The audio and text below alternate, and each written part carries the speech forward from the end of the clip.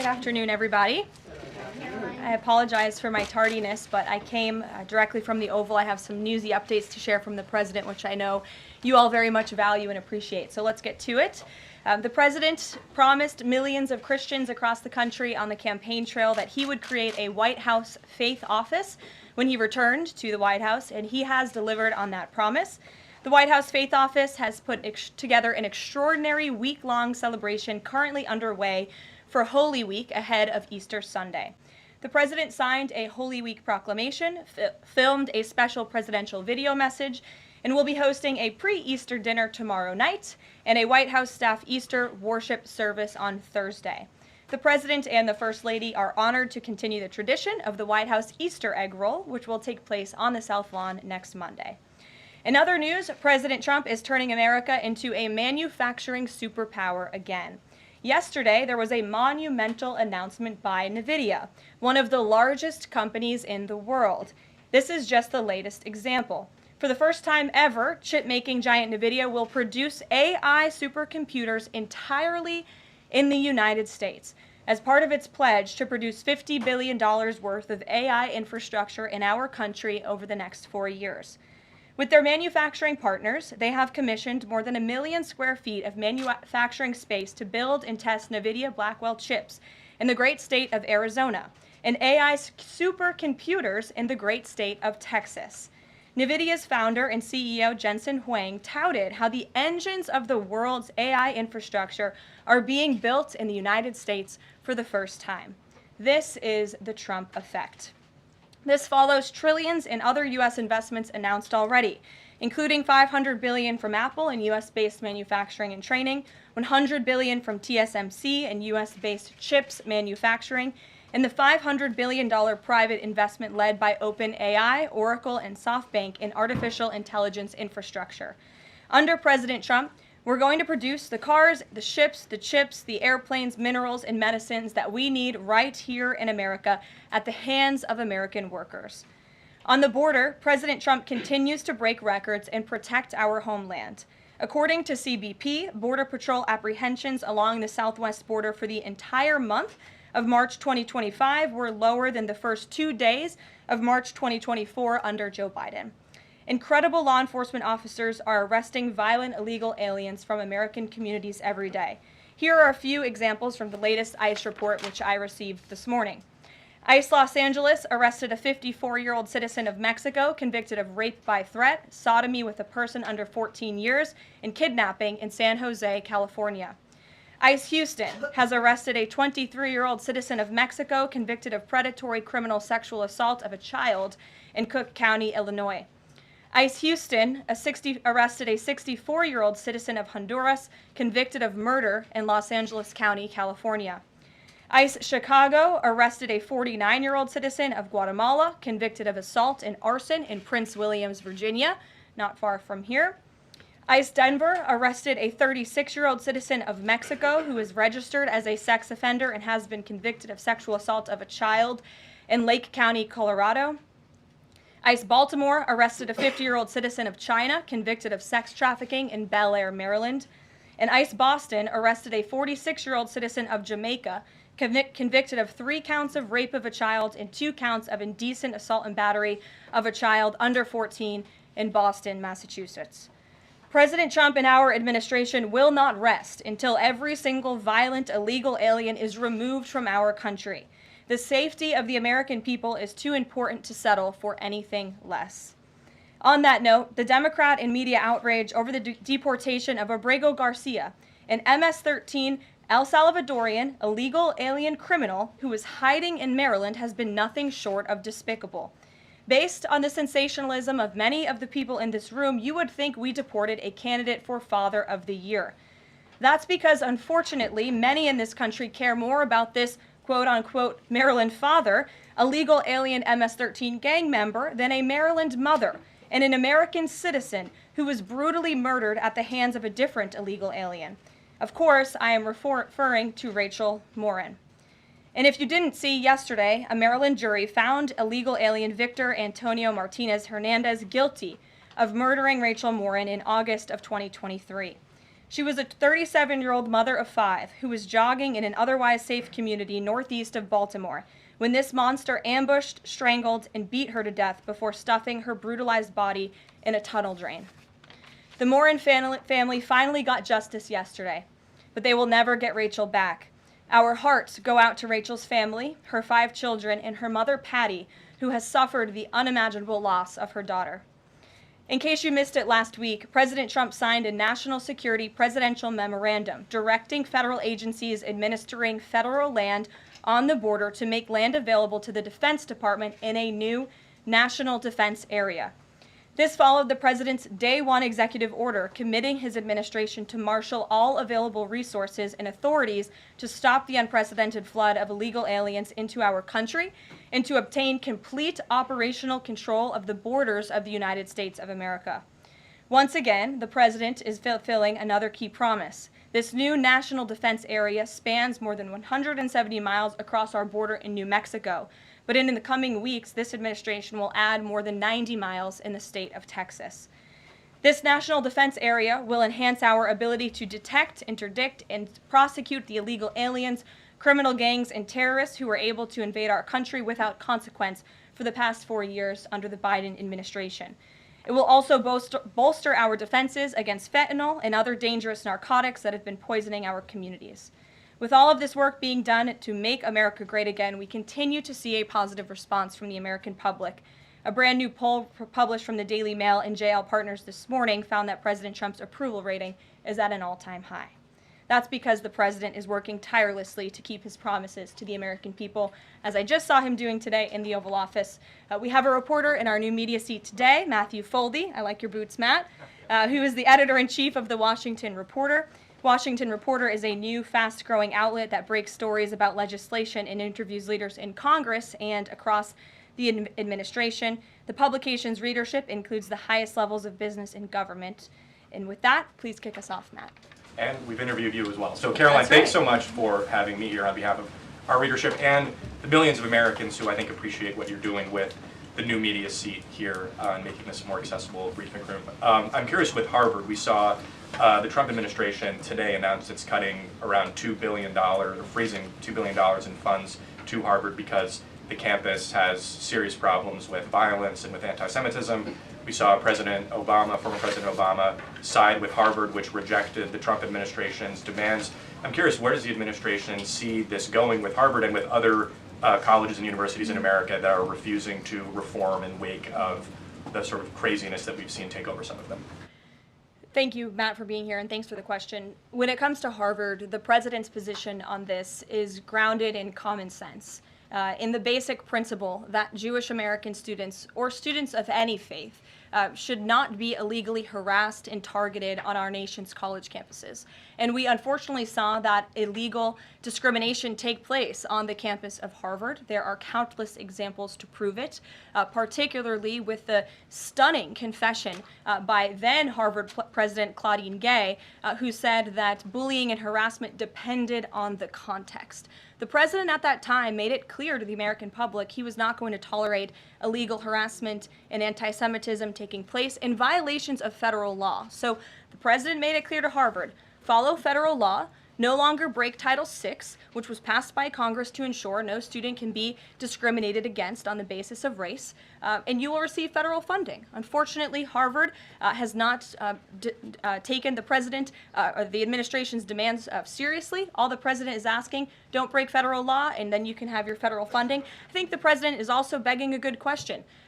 More than $2 billion out the door to Harvard when they have a more than $50 billion endowment. Why are the American taxpayers subsidizing a university that has billions of dollars in the bank already? And we certainly should not be funding a place where such grave anti-Semitism exists. And I'm curious, you had just mentioned Rachel Morin, and I'm a Maryland man, and I think most Marylanders appreciate what you were saying today. We've seen that Chris Van Hollen, who was Rachel Morin's senator, basically threatening to fly to El Salvador to press for the release of someone who was in America illegally. And not as much sort of from him about Rachel Morin's horrific murder and the verdict that was, I think, rightly reached yesterday. What does the administration think about the priorities we're seeing from Senate Democrats in terms of illegal immigrants instead of the work that agencies like ICE and DHS are doing with the Trump administration? It's mind-boggling, the priorities of the modern-day Democrat Party. I think it's atrocious that you have Democrats in Congress on Capitol Hill who swear an oath to protect their constituents and to serve them in Washington, D.C., spending more time defending illegal immigrant gang members than their own constituents and law-abiding American citizens like Rachel Morin. And I saw the president personally on the campaign trail, and I continue to see him in his role as president of the United States, put American families first, reach out to the victims, the families of victims at the hands of illegal immigrant crime, and frankly, the actions and the words of the Democrat Party prove they could not care less about the American public. And maybe if they did, they'd see a bit higher approval ratings right now. Thanks for being here with us today. Peter. Thank you, Caroline. To follow up on something that you just said, why do Ivy League schools get so much federal funding? It's a very good question, and it's a question the president has obviously raised in his discussions and negotiations with not just Harvard, but also Columbia and many other Ivy League institutions. We have the Anti-Semitism Task Force, which the president promised and delivered on. The Anti-Semitism Task Force is across the government, representatives from various federal agencies who meet on a weekly basis to discuss the question that you just raised. And I think a lot of Americans are wondering why their tax dollars are going to these universities when they are not only indoctrinating our nation's students, but also allowing such egregious illegal behavior to occur. To follow up on immigration, deporting American citizens to Central American prisons, is it legal, or do you need to change the law to do it? Well, it's another question that the president has raised. It's a legal question that the president is looking into. And he talked about this yesterday when with his meeting with President Bukele in the Oval Office. He would only consider this, if legal, for Americans who are the most violent, egregious, repeat offenders of crime who nobody in this room wants living in their communities. And then there's this CHNV thing. President Biden let more than 530,000 people from Cuba, Haiti, Nicaragua, Venezuela into the U.S. with this CHNV program. He did it with the stroke of a pen. And now a judge will not let President Trump undo it with the stroke of a pen. So are you guys going to give all 530,000 plus people individual deportation hearings, or are you just going to try to deport them? I spoke to White House counsel's office about this morning because obviously another rogue district court judge is trying to block the administration's mass deportation efforts with this latest injunction.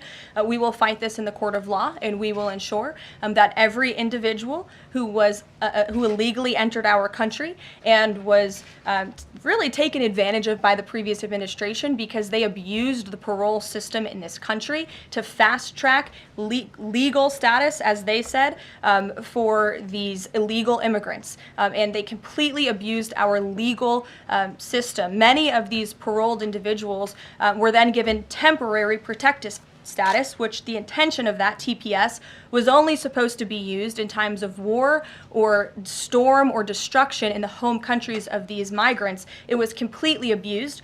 These migrants came here for economic reasons, and they illegally entered our country, and the president is not going to tolerate that. And so we will continue to focus on deporting as many individuals as we can.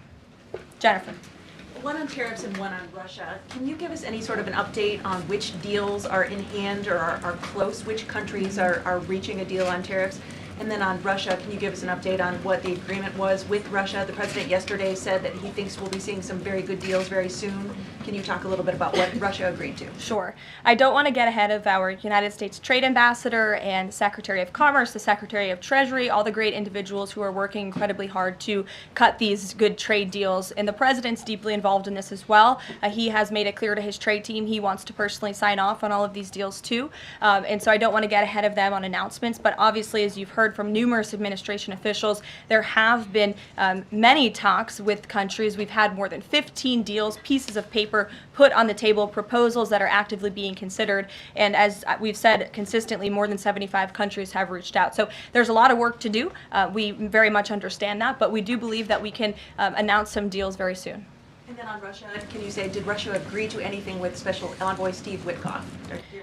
I don't want to get ahead of those negotiations as well. What I can tell you is that they were a productive conversation was had.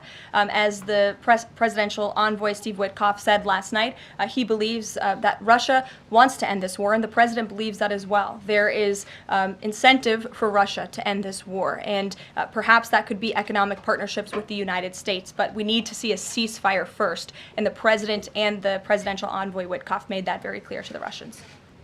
Gabe. Thank you, Caroline. And Yeah. I also want to thank your press office for releasing that information that you cited up there regarding the ICE arrests over the last couple of days. And I have them right here, but what I might ask is, why not release the same information for those who were deported to El Salvador?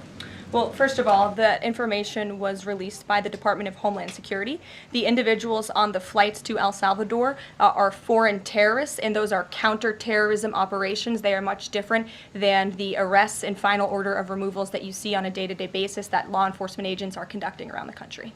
That information was not, to that detail, was not released by DHS, though. I just told you the reason. It was a counterterrorism operation, a deportation of foreign terrorists, not illegal criminals who have been convicted of heinous crimes living in our American communities. It's two different things. Foreign terrorist, illegal immigrant criminal, two different things, two different definitions. You should look them up. Christian, go ahead. Yeah, thanks, Caroline.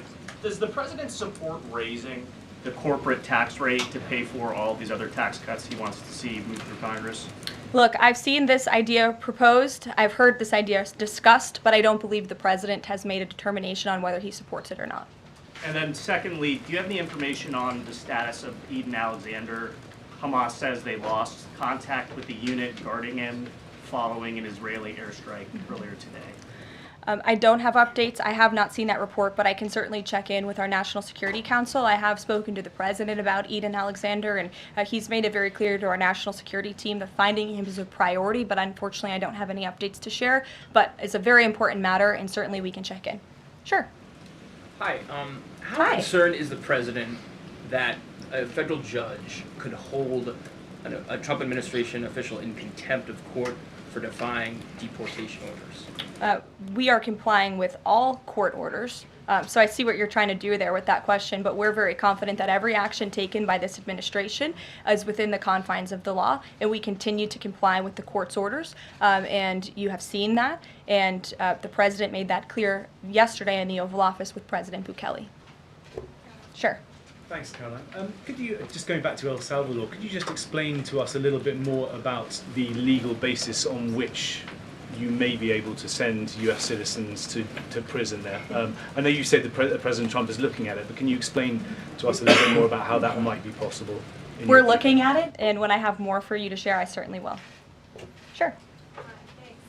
Still going off the El Salvador questions, yesterday in the Oval Office, administration officials made it very clear that El Salvador is responsible for Mr. Abrego Garcia, yet El Salvador's president said we're not going to do anything with him. So my question is, who is responsible for this man and where he's going to end up? Well, no. First of all, President Bukele said that he is not going to smuggle a foreign terrorist back into the United States of America, as many in this room in the Democrat Party seemingly want him to do. Abrego Garcia was a foreign terrorist. He is an MS-13 gang member. He was engaged in human trafficking. He illegally came into our country. And so deporting him back to El Salvador was always going to be the end result. There is never going to be a world in which this is an individual who's going to live a peaceful life in Maryland, because he is a foreign terrorist and a MS-13 gang member. Not only have we confirmed that, President Bukele yesterday in the Oval Office confirmed that as well. So he went back to his home country, where he will face consequences for his gang affiliation and his engagement in human trafficking. I'm not sure what is so difficult about this for everyone in the media to understand, and it's appalling, truly appalling, that there has been so much time covering this alleged human trafficker and this gang member, MS-13 gang member. It's truly striking to me. Karen. Thanks, Caroline. The president was posting on Truth Social today about helping American farmers. And last week in his cabinet meeting, he was talking about a plan to work with farmers to retain workers who are in the U.S. illegally, provided that they leave and then come back through through what he said would be a legal process. Can you give details on what that would look like? How many workers he's talking about? How long a plan like that would take to implement, and the timeline for more details on getting this actually to implementation? I can check in with our immigration and our policy team and get you some more details on that, Karen. And is this something he wants to roll out soon? I mean, he was talking back and forth with Secretary Rollins. Right. This is kind of imminent that he wants to do this. Yeah, look, the president is in constant communication with all of his cabinet secretaries, particularly Secretary Rollins, who has the backs of American farmers and ranchers. It's something that he spoke about with her in the front of all the cameras in the cabinet room, but I'll check in with not only our immigration team, but also with USDA, and we'll get you an answer. Jonathan. Hi, Caroline. Hi, it's good to see you in here. You too. The President has long said that it would be an abuse of power for a President to direct prosecutors to investigate him. Last week, President Trump explicitly directed the Justice Department to scrutinize Chris Krebs to see if it can find any evidence of criminal wrongdoing. How is that not an abuse of power to direct the Justice Department to look into an individual, a named individual? Look, the president signed that executive order. It's the position of the president in this White House that it's well within his authority to do it. Otherwise, he wouldn't have signed it. And he signed it, and that's his policy. Jeff, how you doing? Fine, thanks. Thanks, Caroline. A follow-up on Harvard. The president floated on Truth Social, I believe, the possibility of removing tax-exempt status. How serious is that threat, and are there other universities he's considering? And then a follow-up question on foreign policy. Can you give us an update on what the president hopes to come from the next round of talks with Iran? Sure. First, when it comes to Harvard, as I said, the president has been quite clear. They must follow federal law. He also wants to see Harvard apologize, and Harvard should apologize for the egregious anti-Semitism that took place on their college campus against Jewish American students. There were professors who said that he had engaged in discriminatory behavior against Jewish students. Of course, you had the former president of the university saying bullying and harassment depends on the context. You also had an encampment on Harvard Yard that we all saw play out before the cameras. The university failed to impose formal discipline on any students for this anti-Semitic conduct violations, including the occupation of a campus building and the disruption of classes with bullhorns. The president believes Harvard should apologize to its Jewish American students for allowing such egregious behavior. As for the tax-exempt status, I would defer you to the IRS for any updates. I do want to answer your question on Iran, of course. The maximum pressure campaign on Iran continues, but as you know, the president has made it clear he wants to see dialogue and discussion with Iran while making his directive about Iran never being able to obtain a nuclear weapon quite clear. And the president spoke to the Sultan of Oman today, who helped facilitate these talks. I have a readout for all of you. He held a call with the Sultan of Oman today, and he thanked him for hosting the first direct meeting between the United States and Iran and emphasized the need for Iran to end its nuclear program through negotiations.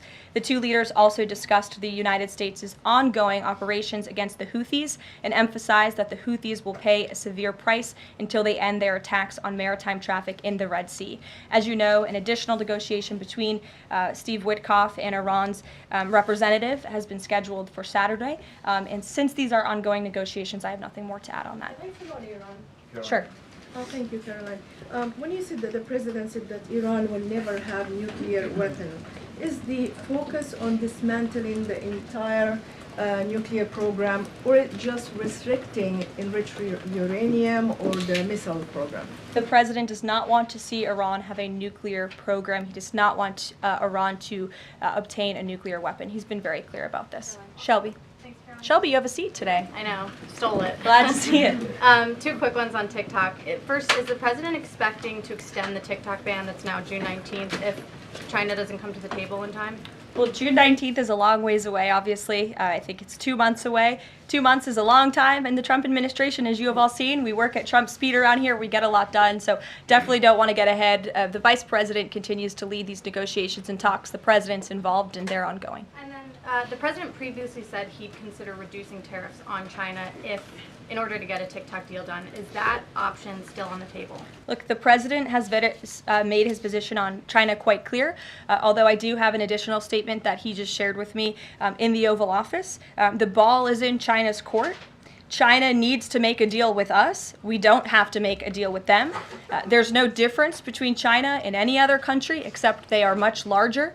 And China wants what we have, what every country wants, what we have, the American consumer. Or to put it another way, they need our money. So the president, again, has made it quite clear that he's open to a deal with China, but China needs to make a deal with the United States of America. Sure. On tariffs, yesterday in the Oval Office. Which outlet are you with? The Canadian Public Broadcaster. Oh, nice to see you. Thank you. Yesterday in the Oval Office, President Trump suggested that there could be some help for automakers. I'm wondering what that looks like. Is it tariff relief on the 25% tariffs that are in place right now, or the new tariffs that are coming up in May on auto parts? And a second on Canada, if I may.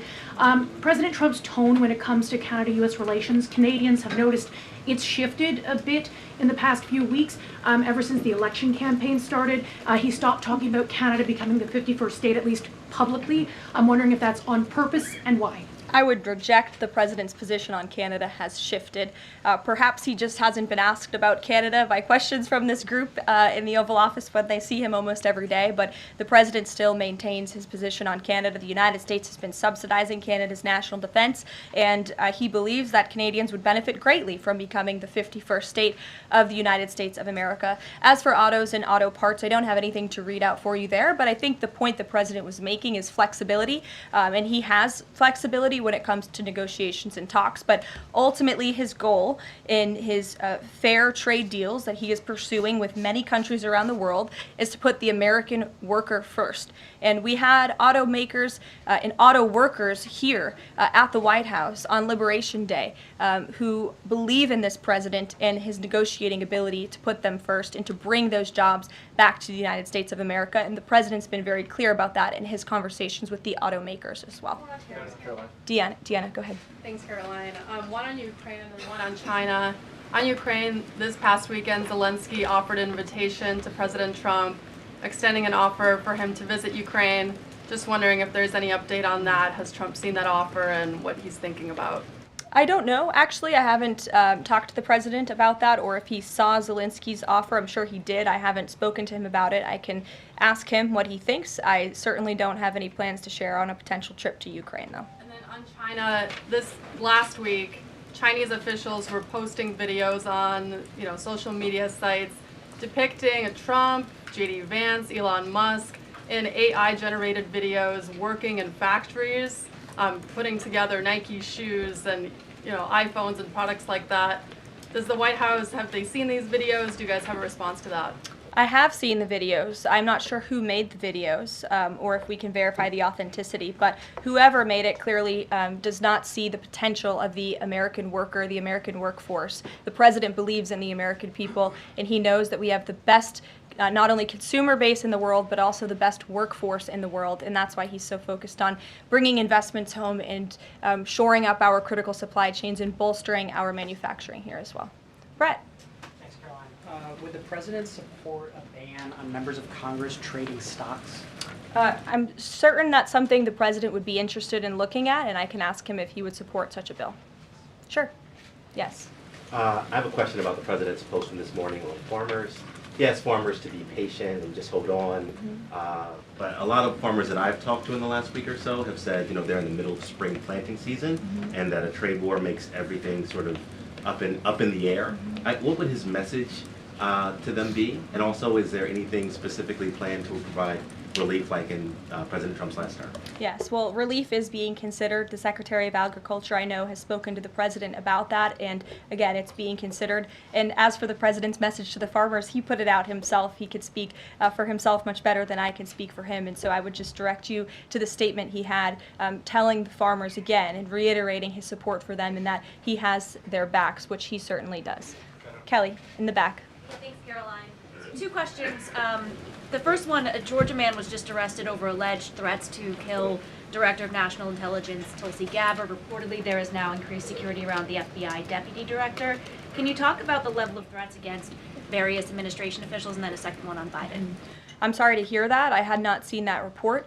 It's very unfortunately, and obviously the White House, the president, and the entire administration condemn any threats of violence against any administration officials or public officials on both sides of the aisle here in Washington, D.C. It shouldn't be tolerated, and we commend the local law enforcement agencies for arresting this individual. Former President Biden, he's set to deliver his first major speech since leaving office tonight. He plans to talk about what I'm told will be Social Security under the current administration, closing of offices, longer wait times, harder for seniors and people with disabilities to access earned benefits, is what Democrats have been saying today. I wanted to get the president's response, or if he plans to respond to this, and comments on what Democrats are calling cuts to Social Security. My first reaction when seeing former President Biden was speaking tonight was I'm shocked that he is speaking at nighttime. I thought his bedtime was much earlier than his speech tonight. I understand the topic of his speech will be Social Security. Let me make it very clear ahead of former President Biden's remarks. President Trump, is absolutely certain about protecting Social Security benefits for law-abiding, tax-paying American citizens and seniors who have paid into this program. He will always protect that program. He campaigned on it, he protected it in his first term, and he's back again to continue protecting it. On the topic of Social Security, I have some news before I let you all go. Later this afternoon, the president will be signing a presidential memorandum aimed at stopping illegal aliens and other ineligible people from obtaining Social Security Act benefits. The memorandum will direct the administration to ensure ineligible aliens are not receiving funds from the Social Security Act programs. It will expand the Social Security Administration's fraud prosecutor program to at least 50 U.S. attorney offices and establishes a Medicare and Medicaid fraud prosecution program in 15 U.S. attorney offices. The memorandum will also require the Social Security Administration Inspector General to investigate earning reports for individuals aged 100 or older with mismatched Social Security records to combat identity theft. And the memorandum will direct the Social Security Administration to consider whether to reinstate the use of civil monetary penalties against individuals who engage in Social Security fraud, an effort that has been paused for several years. These taxpayer-funded benefits should be only for eligible taxpayers. And President Biden should think about what he did in his last term, which is allow tens of millions of illegal people into our country, many of whom were fraudulently receiving these benefits. So you'll hear from the president on that later, and we will see you later in the East Room. Bye, guys. Thanks, Caroline.